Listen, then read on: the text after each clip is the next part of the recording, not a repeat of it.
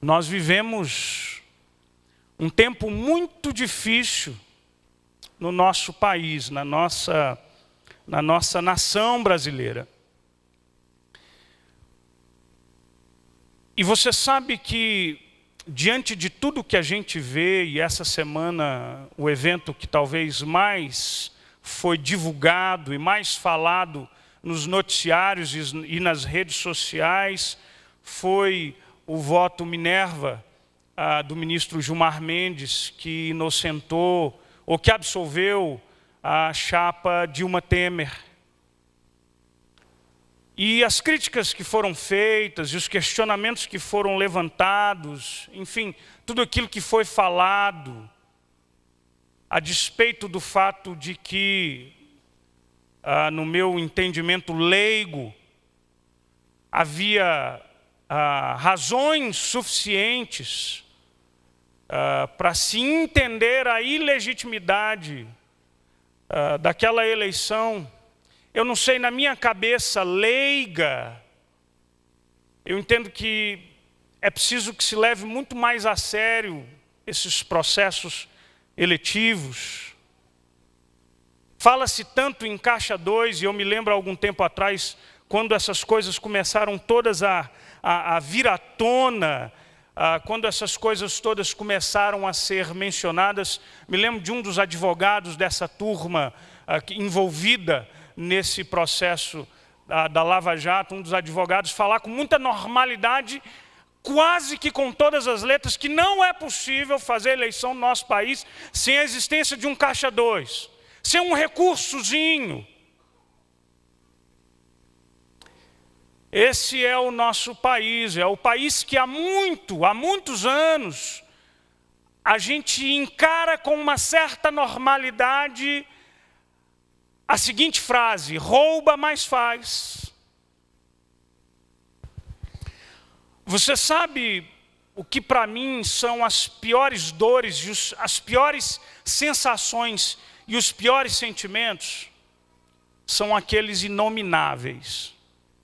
Sabe aquela sensação horrorosa, mas uma sensação de que algo está errado, mas está tão errado que a gente não consegue nem discernir e a gente não consegue nem dar nome.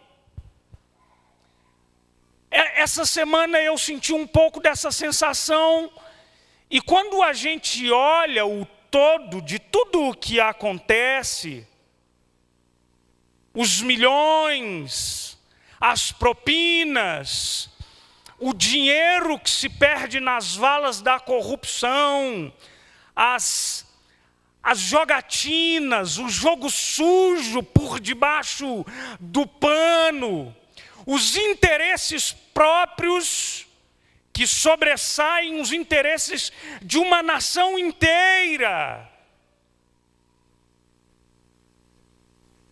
Eu sinceramente fico sem saber nominar tudo isso. Há um misto de revolta, dor, desespero. O que é o país que eu vivo e o que será do país onde as minhas filhas crescem? E o misto de sensações se dá até porque esse é um país que a gente ama. E tudo piora, e piora muito, quando a gente olha para os privilégios e para as coisas boas que a gente vê no Brasil.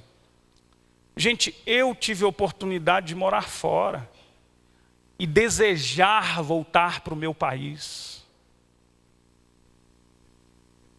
De lembrar que o meu país é um país gigantesco, de dimensões continentais, de uma cultura em tantas coisas belíssimas, de um povo multicolorido, amigável, amistoso, querido.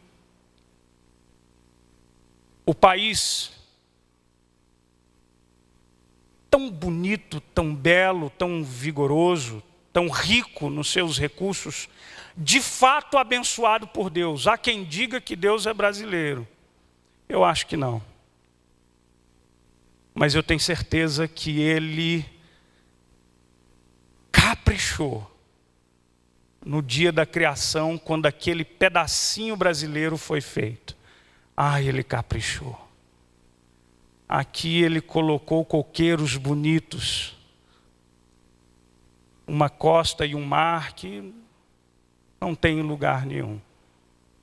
As praias mais belas, as frutas mais doces, ele caprichou. Irmãos, por que eu me volto para o livro de Miqueias?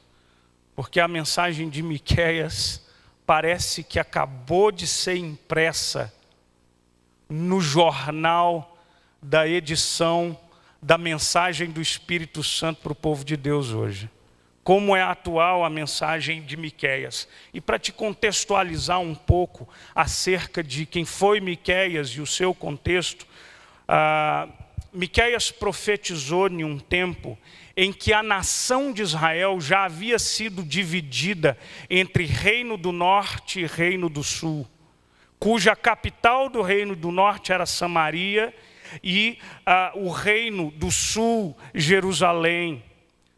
E às vezes você vai ver a Bíblia falar como o Reino do Norte como Israel e o Reino do Sul como Judá.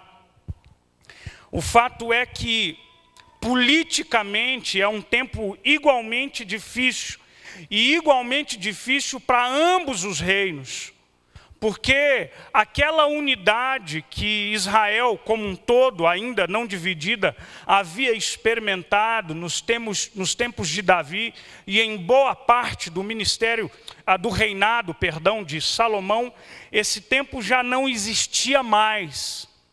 E os reis que se sucedem depois, e de uma forma muito pior e acelerada no Reino do Norte, são reis iníquos, um após outro. Quando você lê os livros históricos da Bíblia, quando você se volta para aqueles livros históricos e você vai ver a descrição que a Bíblia faz do governo e a avaliação que é feita daqueles governos, o que você vai ver com uma certa frequência é a descrição de que o rei fulano de tal fez pior do que fizera o seu pai. Essa é quase que uma regra na sucessão de reis iníquos. O outro fato curioso é que a crise política, ela anda muito lado a lado, de mãos dadas, com a crise religiosa que viveu aqueles dois reinos. Ou seja, há muito tempo o povo de Israel como um todo, tanto o Reino do Norte como o Reino do Sul, estavam extremamente contaminados com a religiosidade pagã. A influência, por exemplo, da Assíria era cada vez maior no reinado de Acás. Ora, se você ler o versículo 1 do capítulo 1 de Miqueias, você vai ver quando ele se descreve que a palavra do Senhor veio a Miqueias morastita nos dias de Jotão, Acás e Ezequias. Miqueias era um contemporâneo de Isaías. E é muito comum você ver alguns profetas profetizando ou somente para o Reino do Norte ou somente para o Reino do Sul, na sua maioria. Aqui a palavra de Miqueias é para os dois reinos, é para ambos os reinos. Mas o fato é que esse tempo em que Miqueias profetiza é um tempo de grande crise religiosa. Um dos exemplos é aquilo que a Bíblia diz lá em 2 Reis, capítulo 16, versículo 2 a 4, acerca do rei Acás. Diz assim a palavra do Senhor: não fez o que era reto perante o Senhor, seu Deus, como Davi, seu pai, porque andou no caminho dos reis de Israel e até queimou o seu filho como sacrifício, segundo as abominações dos gentios que o Senhor lançara de diante dos filhos de Israel. Também sacrificou e queimou incenso nos altos e nos outeiros, como também debaixo de toda árvore frondosa. O rei Acaz, a despeito já dos pecados cometidos e da idolatria que era a influência, e agora, por exemplo, da Assíria, que surgia como uma grande potência, eles tinham o hábito de sacrificarem até os próprios filhos aos seus deuses. Acaz faz o mesmo. Ele mata o seu próprio filho em sacrifício a um desses deuses assírios. E a Bíblia diz que isso é abominação aos olhos do Senhor. A mensagem de Miqueias é uma mensagem dura, irmãos. Mas é uma mensagem de condenação, tanto para os líderes religiosos, quanto para os líderes políticos daquela nação. Miqueias condena tanto sacerdotes e profetas, quanto condena reis e juízes e líderes da nação. O que há por trás da mensagem de Miqueias é uma degradação moral e ética de uma forma geral. E quando você lê o livro de Miqueias, você vai encontrar isso nas mais diversas descrições. Por exemplo, no texto que a gente leu, no capítulo 7, Miqueias descreve da seguinte forma o tempo que eles viviam. É como se fossem naquele tempo onde não há mais frutas do verão, como nos rabiscos da vindima, não há cacho de uva para chupar, nem figos temporãos que a minha alma deseja, pereceu da terra o piedoso. Não há entre os homens um que seja reto. Todos espreitam para derramarem sangue. A situação ela é tão caótica que a sensação de Miqueias é como se ele fosse procurar um fruto que não achasse mais. Da mesma forma, quando ele anda à procura de um homem justo, e os olhos de Miqueias veem e atestam: não há, não posso encontrar um justo, não posso encontrar um piedoso. Lá no capítulo 1, versículo 9, Miqueias diz acerca do povo de Jerusalém: as suas feridas são incuráveis. A degradação ela é tão grande que no capítulo 5 de Miqueias, e eu estou falando aqui da degradação moral, e talvez não seja diferente do tempo que a gente vive. O capítulo 7, no versículo 5 que a gente leu, diz que nós não podemos confiar no amigo ou no companheiro. No versículo 6 ele fala, por exemplo, da crise que chega ao âmbito familiar. Porque o filho despreza o pai, a filha se levanta contra a mãe, nora contra a sogra. Os inimigos do homem são os da sua própria casa. Você percebe o que Miqueias está querendo dizer? Que a corrupção do coração, ela é tamanha e ela é tão profunda, que até os núcleos familiares, onde supostamente a gente encontra os laços de afinidade maior e de maior fidelidade, até esses laços e essas relações, elas estão corrompidas pela degradação do coração das pessoas. Por exemplo, Miqueias fala da degradação da liderança política e civil. E ele diz no capítulo 7, no versículo 3... as suas mãos estão sobre o mal e o fazem diligentemente. Ou seja, no que diz respeito à maldade, não lhes falta determinação.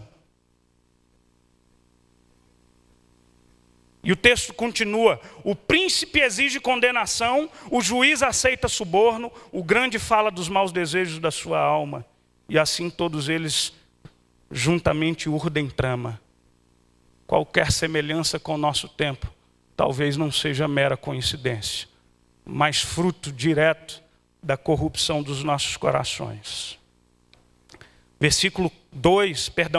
Capítulo 2, versículos 1 e 2. Miqueias fala, por exemplo, daquelas pessoas mais privilegiadas, mais ricas, e de como elas se lançavam para fazer o mal e se utilizavam do seu status ou se utilizavam da sua posição de vantagem para violentar o direito do pobre. E ele diz: ai daqueles que no seu leito imaginam a iniquidade e maquinam o mal, à luz da alva o praticam porque o poder está nas suas mãos. Se cobiçam campos os arrebatam, se casas as tomam, assim fazem violência a um homem e a sua casa, e a uma pessoa e a sua herança. Sabe o que a Bíblia está dizendo? E é preciso que você se lembre disso. Quando Deus funda a nação Israel, há uma série de leis e regras que são estabelecidas no intuito de proteger aquelas pessoas que são mais vulneráveis. O pobre, o órfão, a viúva.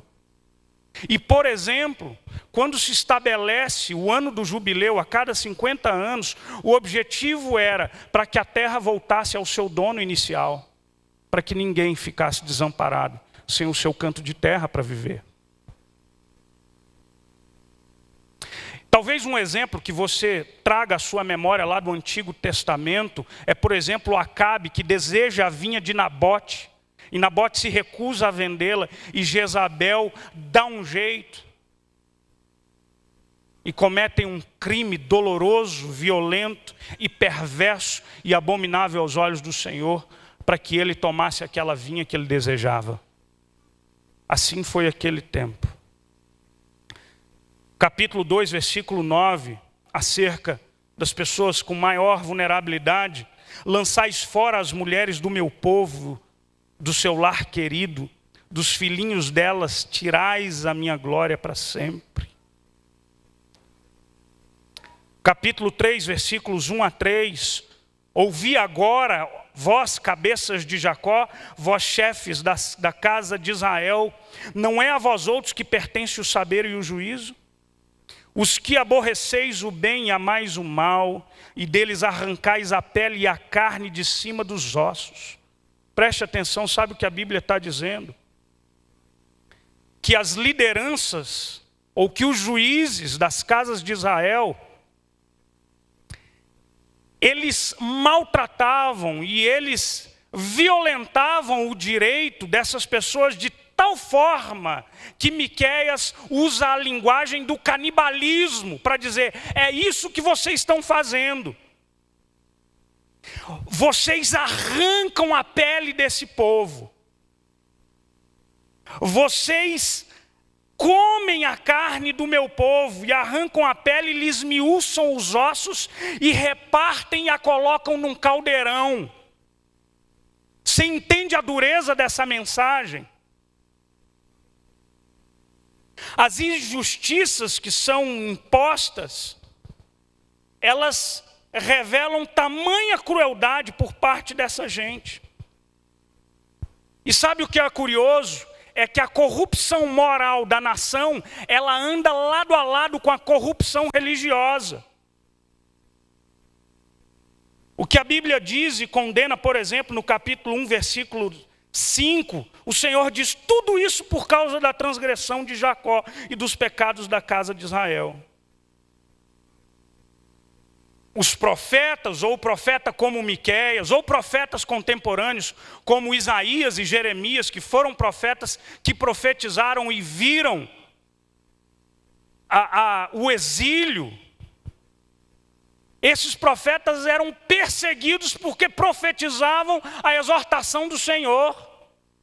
E essa gente se recusava a ouvir o que eles tinham para dizer. Por exemplo, lá no capítulo 2, versículos 6 e 7, eles de forma jocosa dizem: não babujeis, dizem ele, não babujeis tais coisas, porque a desgraça não cairá para nós. O anúncio aqui era de que Deus pesaria a mão, e o povo está dizendo: não digam isso, nós não queremos ouvir tais palavras. A corrupção, porque os profetas profetizavam de forma interessante, que Miqueias dizia: olha, se vocês, aqueles que metem alimento na tua boca, vocês profetizam, mas quem não dá nada para vocês, vocês são contra eles. Vocês profetizam paz para quem dá de vocês o que comer. A corrupção é geral. E então é a nossa pergunta. Quando a gente olha para os tempos de Miqueias e a gente olha para o Brasil que a gente vive, o Brasil que infelizmente, irmãos, não é de hoje que a gente ouve falar de corrupção. Não é de hoje que a gente ouve falar dos conchavos. Não é de hoje que a nossa classe política ela é desacreditada. O que a gente está vendo hoje são as entranhas da nação com toda a sua podridão sendo colocada para fora. E então nós, eu e você, e muita gente diante desse gosto amargo na boca e essa sensação de que Deus não tem jeito. Não tem jeito. Qual é a resposta de Deus para nós? O que Deus tem para nos dizer? Então, como eu disse aqui no início, eu quero falar em 2 etapas e hoje eu quero convidar você para olhar aquilo que a palavra de Deus nos ensina acerca de Deus no momento da crise como a nossa. E no domingo que vem, a perspectiva acerca de nós, o que eu e você precisamos fazer, devemos fazer enquanto cristãos. Primeiro lugar, primeira lição de hoje, a gente precisa se lembrar que Deus é juiz sobre toda a terra. Essa é uma das mensagens de Miqueias. Preste bem atenção nisso. Diante de tudo o que acontece, diante de tudo que os nossos olhos têm visto, diante dos números da corrupção que são absolutamente assustadores, e tudo isso aumenta o meu mal-estar e o nosso mal-estar, quando a despeito do fato de que essa gente está amealhando seus milhões, e milhões e milhões, vai e faça uma visita ao Hospital Regional de Taguatinga, ao Hospital Regional de Ceilândia. Converse com alguém que dependa do SUS, que são milhares e milhares de brasileiros, que morrem na fila do hospital por conta de um apêndice supurado. Num local que às vezes não tem luva para se calçar.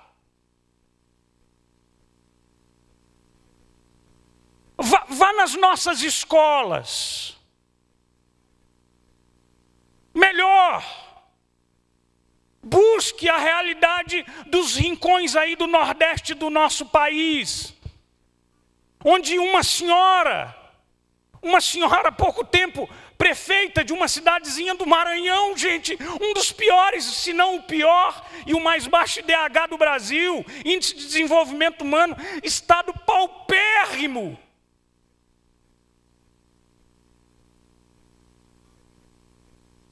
A mulher rouba dinheiro de lanche de criança na escola e ostenta passeio e viagem e nas festas portentosas.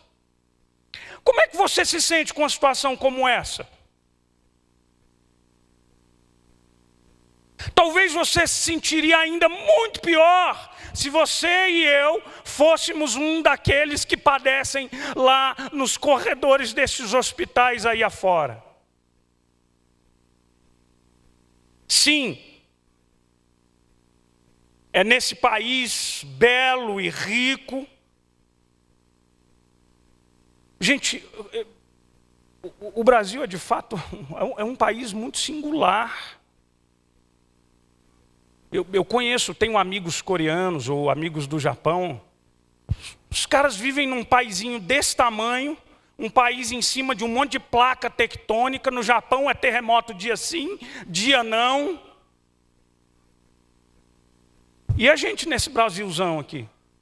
A gente morou no Canadá por 3 anos e meio, um inverno tenebroso, quase que 6 meses do ano. Eles têm uma colheita por ano e eles perguntaram para mim: Adriano, quantas colheitas por ano você tem no Brasil? Eu falei: rapaz, se a gente tiver um pivô, 3, não sei, depende da colheita, depende do que se planta.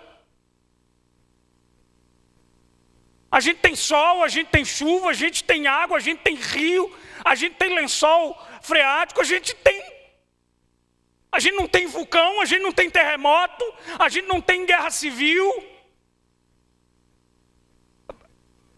Esse é o país que a gente fala uma língua só. Eu estava olhando o Carlos Frista, ele é um economista e ele tentou fazer mais ou menos, colocar o resultado da corrupção, do superfaturamento, para ser mais específico, da década de 70 até agora, só no que diz respeito à infraestrutura.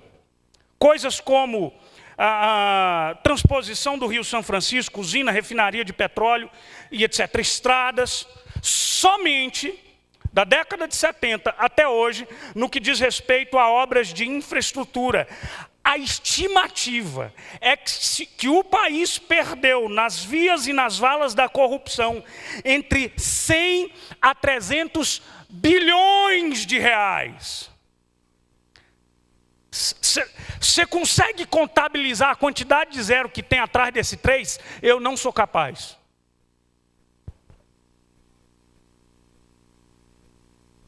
E é aí que se dá a nossa sensação de desespero, desamparo, desesperança, dor.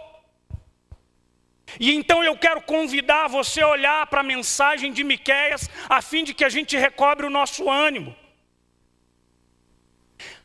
A despeito de tudo isso que a gente está passando, a despeito da nossa esperança ficar assim amordaçada, a Bíblia me faz me lembrar de uma grande verdade.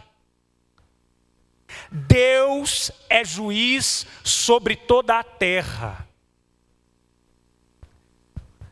O Senhor é juiz sobre todas as coisas.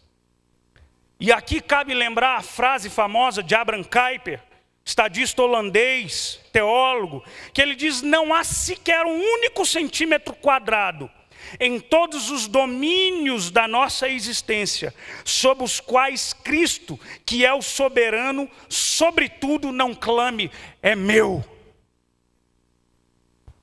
Ele é Senhor do Brasil, Ele é Senhor da América Latina, Ele é Senhor do mundo, Ele é Senhor do universo. A Ele foi dado o nome, do qual se dobrará todo joelho no céu, na terra e debaixo da terra, e absolutamente toda língua confessará que Jesus Cristo é o Senhor, para a glória de Deus Pai.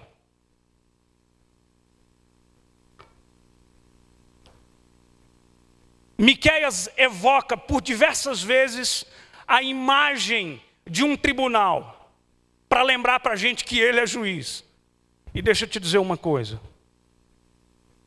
quando o meu coração beira ao desespero diante de tudo que a gente vê, e às vezes a gente tem a sensação de que Deus está impassível diante de tudo isso, Miqueias diz que o Senhor chega para o povo e diz: ouvi, povos, prestai atenção, terra e tudo que nela contém, o Senhor Deus é testemunha contra vós outros.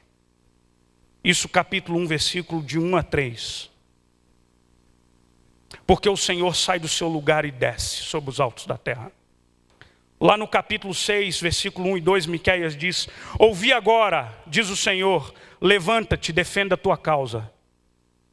Ouçam os outeiros a tua voz, ouvi os montes as controvérsias. Duráveis fundamentos da terra, porque o Senhor tem controvérsia com o seu povo, e com Israel entrará em juízo. O que a Bíblia está dizendo, e Miqueias está dizendo, falou: agora Israel, você prepara, porque o Senhor vem para julgar essa nação.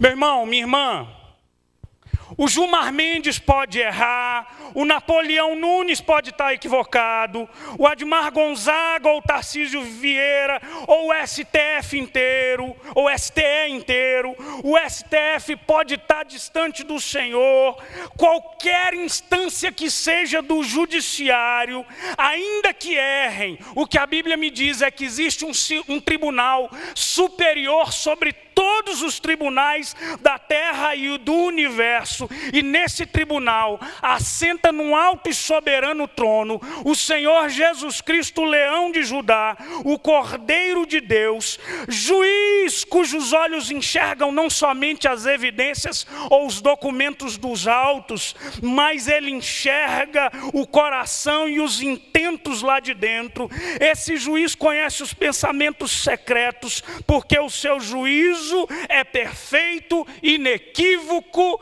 e severo.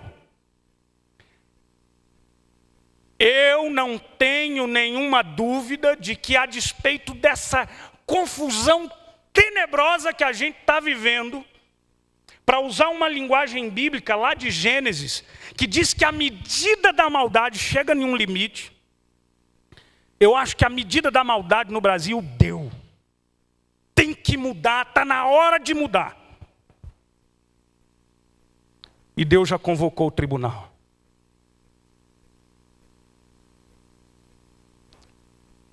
Segundo, primeiro, ele é juiz. Segundo, ele corrige o seu povo. Preste atenção numa coisa. Deus não é somente juiz que julga. Ele também executa o seu juízo. Irmãos, não nos enganemos, que no meio de tanta sujeira, de tanta coisa terrível, de tantos maus intentos, às vezes a sensação é essa, eu já mencionei, a sensação de que, Senhor, o Senhor está vendo tudo isso?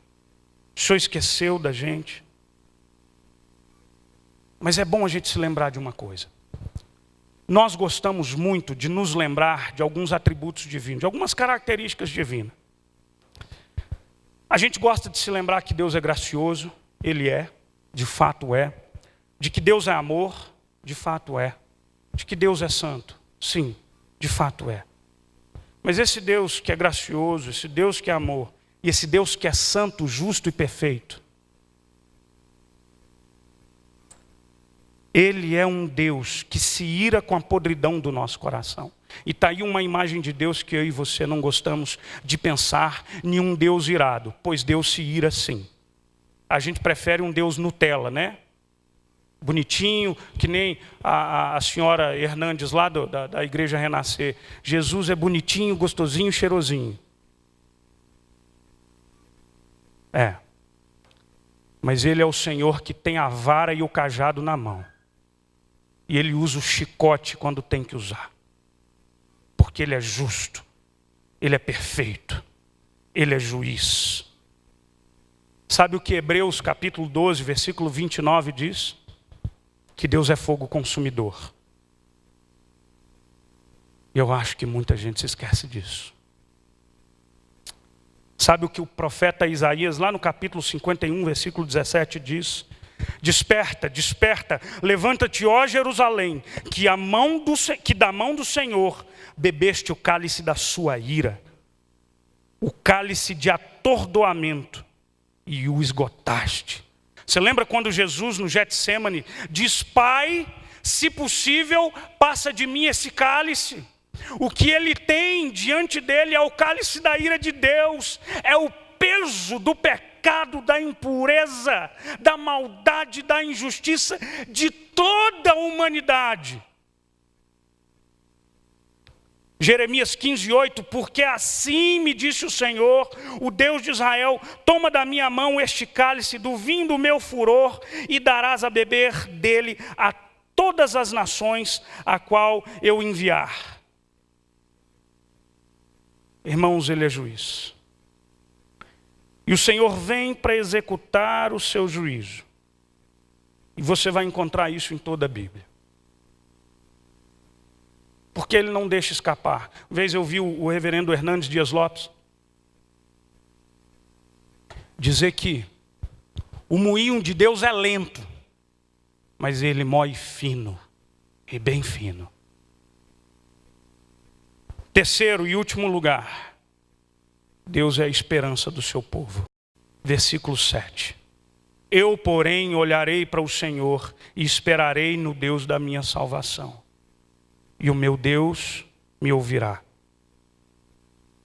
Irmãos, nos tempos que temos vivido, tempos de desânimo, de desespero, a gente precisa entender para onde a gente deve olhar, sobretudo. Há algum tempo, já há alguns anos atrás, eu descobri uma música do Toquinho. Ele canta com Fagner. E essa música fala do Brasil. E eu achei belíssima essa canção, porque descreve tão bem esse nosso país. E a canção diz assim, e expressa muito, talvez, do nosso sentimento. Diz assim: sou nascido aqui nesse país, tão gigante, tão franzino, seu destino ao Deus dará. Rios e fontes aos montes, e dunas de areias em beira-mar. Tudo aqui é mesmo tão lindo, morena. Pena que o homem não pense cuidar. A solidão é viver sem ninguém, em quem poder confiar. Minha gente é gente desse país, povo lindo, chora rindo. Diz ainda Toquinho, né? Com muito pouco que temos, ainda sabemos, sofrendo, cantar e sorrir. Sou do país do futuro, futuro em que insiste em não vir por aqui. É verdade. Desde muito pequenininho que eu ouço que o Brasil é o país do futuro. E como eu oro para que o futuro seja melhor para as minhas filhas do que tem sido para nós nos nossos dias. Mas preste atenção numa coisa muito importante. A nossa igreja, e a gente tem irmãos das mais diversas matizes e pensamentos e posturas políticas. Semana passada a gente falou do amor e o fato de que a gente tem o desafio de aprender a divergir nos limites dos parâmetros que o amor cristão estabelece para nós.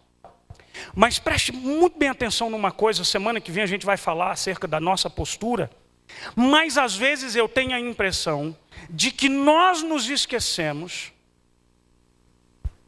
de quem e para onde nós devemos olhar sobre todas as coisas.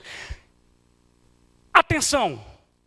A vida cristã não é um convite à alienação deste mundo que a gente vive. Não, não é. Mas o convite da palavra de Deus para nós é a gente priorizar o olhar e a confiança, as energias e as forças. Portanto, não espere a melhora do Brasil pela mão de quem quer que seja.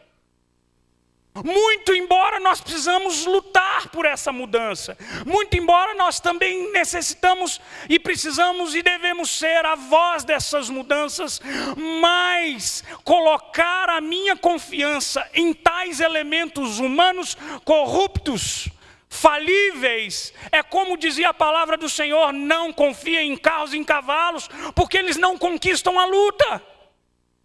Quem é que conquista? É o braço do Senhor. Ele é que é o juiz que não erra. Portanto, é preciso corrigir o nosso olhar. E se a gente então olha para o Senhor, e se a gente então ama sobre todas as coisas o Senhor, o nosso próximo sim será afetado. Não é possível a gente viver uma vida santa diante do Senhor, sem que essa vida santa afete aquele que está ao nosso lado. Mas ao mesmo tempo você precisa entender que a minha esperança e o meu olhar tem que estar voltado para Deus. É importante relembrar aqui uma citação de C.S. Lewis que eu já fiz várias vezes acerca da esperança, e C.S. Lewis é digno de ser repetido aqui muitas vezes.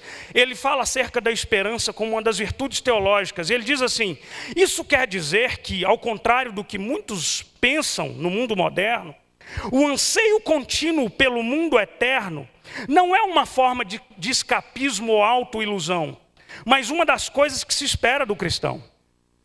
Não significa que se deve deixar o mundo presente tal como está. Se você estudar a história, verá que os cristãos que mais trabalharam por esse mundo foram exatamente os que mais pensaram no outro mundo. Os apóstolos que desencadearam a conversão do Império Romano, os grandes homens que erigiram a Idade Média, os protestantes ingleses que aboliram o tráfico de escravos, todos deixaram a sua marca na terra, precisamente porque suas mentes estavam ocupados com o céu.